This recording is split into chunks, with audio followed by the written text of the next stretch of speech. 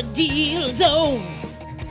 Gonna take you right into Windy's deal zone. Welcome to All Caps Trade Deadline Edition.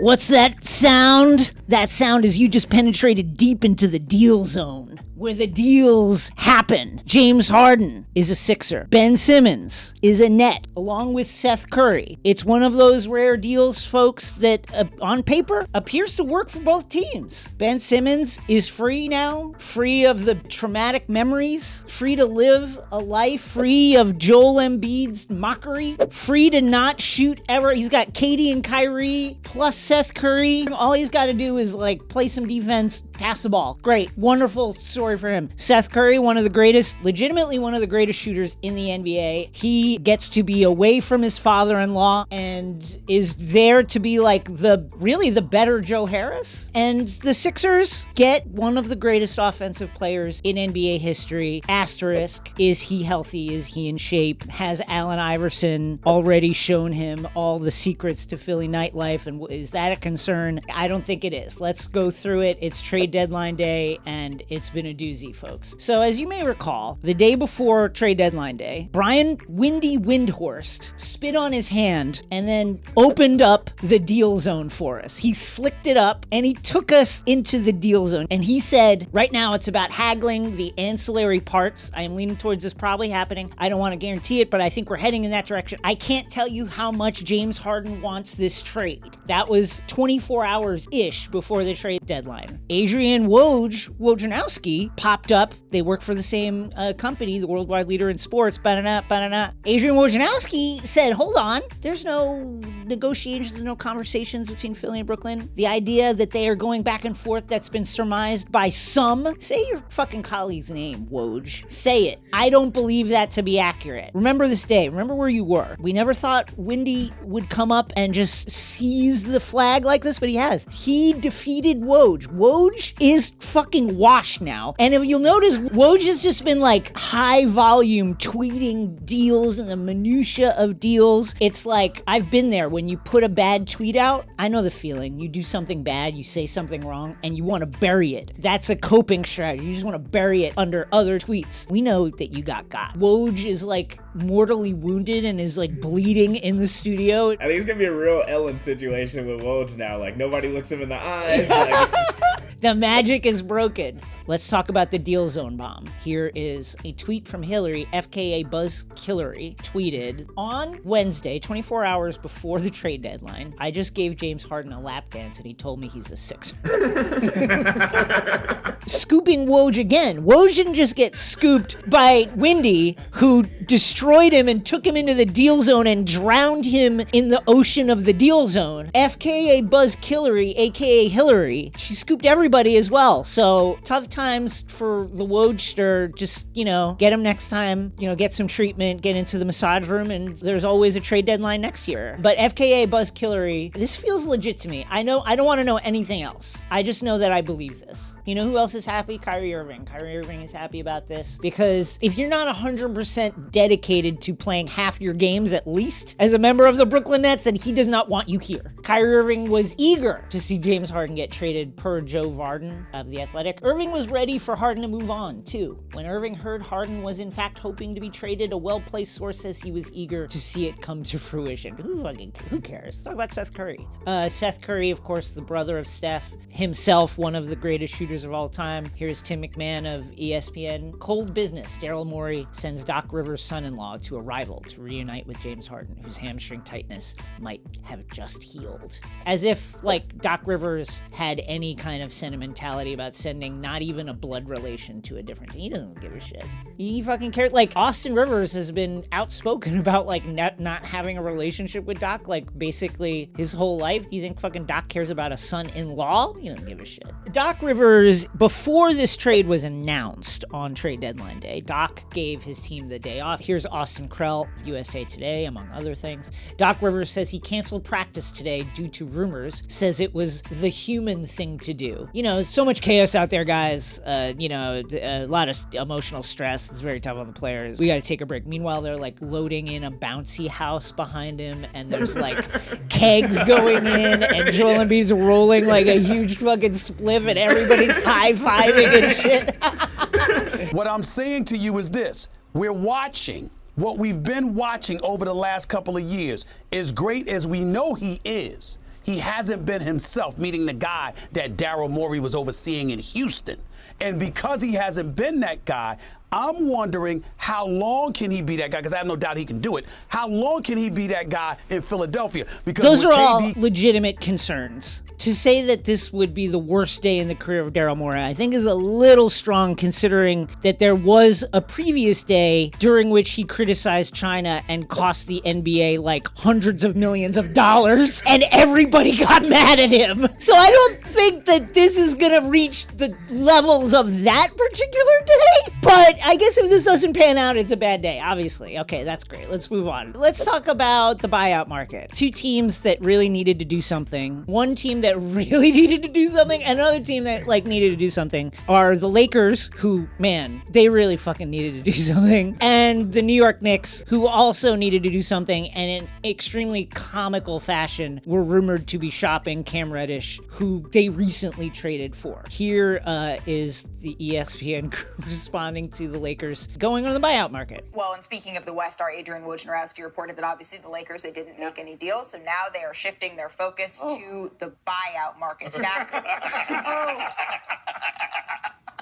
Wow. You know what? Much like the Suns campaign, I like to dip into Lakers Twitter Spaces occasionally, and let me tell you, that fan base is ready to like put a bomb under Frank Vogel's car. You accepted the speaker request, bro. Damn right I did. We the number one team in the world, and you worried about the fucking Lakers. They the worst team in the West, and you worried about us. Oh, you coming to pack us up? Hey, this is a recorded space, man. Damn. To paraphrase a former NBA poet, when the grass is cut, the snakes will show. And Payne, who was very, very recently in China, is now taking shots at perhaps the greatest player who's ever played in the Los Angeles Lakers, one of the iconic teams in sports history. Another snake who is popping up as the grass has been cut is Pat Bev. You might remember that Russell Westbrook coined the phrase Pat Bev trick jaw. Well, Pat Bev has been waiting and waiting and waiting and waiting and waiting and waiting for this day, and he responded with the following. I remember when somebody said, all I do is run around and trick y'all. You gotta put the name in it. Pat Bev, you gotta put the name in it. He put your name in it. You gotta put his name in it. Well, my boy is the real magician this year. I mean, tough time for the Lakers. They're getting clowned on national television, and then Pat Bev and fucking Payne are shitting on them on Twitter Spaces. With 12 seconds to go, fans applauding, taking the turnover. And for Coach Pop, this will be his 1,500th coaching win, postseason and regular season.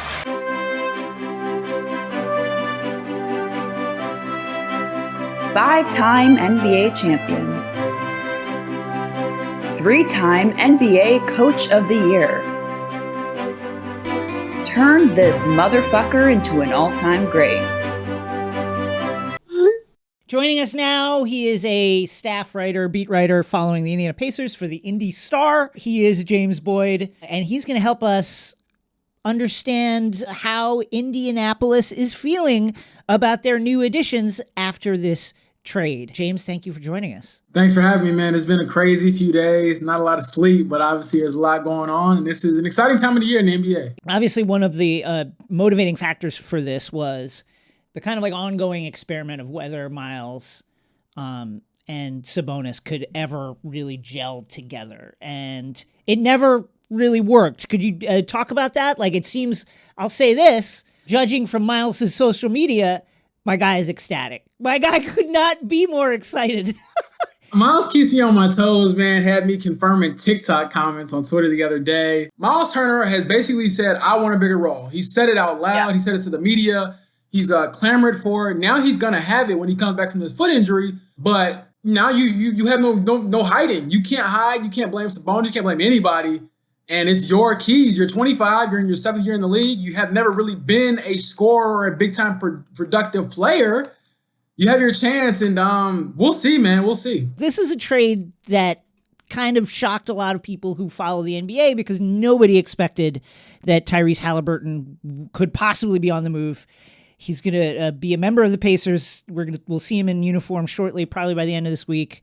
What are the thoughts? People are excited, man. There are rumblings that Domantas Sabonis or Myles Turner, a lot of these guys could get moved, but I don't think anybody expected to get a player in return that is already at the level that Haliburton is at and has the upside that he has. A lot of teams around the league were kind of shocked because they thought that, the one guy off limits was Haliburton, and he was hurt by it. I mean, the guy played pretty well. He was 12th overall pick in 2020. He probably surpassed the expectations that he had on him. Now, the Pacers get to unload, Domantas Sabonis, get into this rebuild mode, and maybe they rebuild a little bit faster because they have a guy of his caliber. The Pacers make the playoffs? Like, where does this trade move the Pacers to? No, the Pacers are worse now.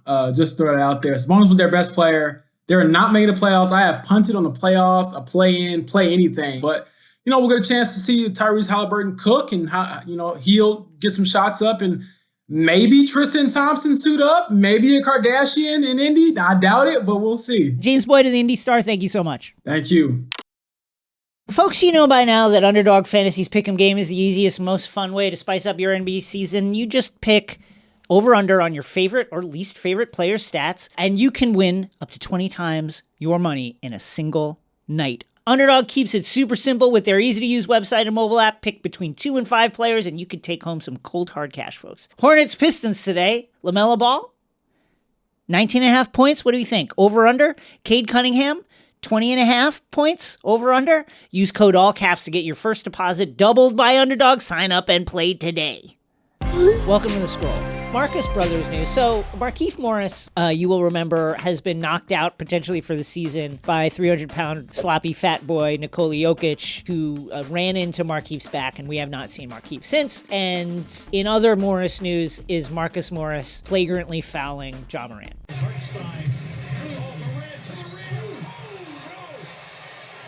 Regarding, the play, I'm not worried about it. I'm actually cool with Morris' brother. And see, I got up, man. I love that he didn't know which one it was. Like, Ja, unclear which one it was. I wish he would have just said the Morey. I'm actually cool with Morris' brother. And Morris' brother. I played on concrete all my life. Russ, Bron, and AD. Let's see. So here is a clip from the bench, 3.3 seconds left. LeBron winded because he had been forced to come back in the game after the lead was cut to 9 against the Milwaukee Bucks. Giannis, I forget what his stat line is in this, 40 points, 200 rebounds, and like 10 assists, and was doing anything he wanted. Legitimately doing anything he wanted. Russ was benched, and here is Russell Westbrook, I think, being a good teammate. This is why Russ is beloved by his teammates. Hey guys, you did your best, but you're old now. LeBron, you did everything you could, but you're old. AD, you're soft, but you tried. Giannis is just the thing right now, guys. I'm sorry. Like, I know I wasn't out there. I wish I could have been out there, but, my shot is fucked up. So, you tried really hard. See you in and out after the game. Everyone's to blame on the Lakers. It's like... It's not. There's no one person. This is a full-fledged. Yeah. Rob Pelinka, skirting through the raindrops, he didn't help do this. But also, LeBron. This is LeBron's fault. Do you remember? This was maybe 2 weeks ago, where after the game, LeBron was sorry to Lakers fans. I'm sorry that you're watching. That was not sorry because we played bad in this game. That was that felt different. That felt like, hey, sorry I did this. Here's Chris Paul on the Old Man and 3 talking about his classic rip-through move. I know how to guard a guy without putting my arm in there, especially if that's what the guy likes to do. Then I'm going to get in there with my body and keep my arm out there, right? We get paid a lot of money to watch a lot of games, and you mean to tell me on the damn scouting report it's not on there that I'm going to do the rip-through? Whose fault is that?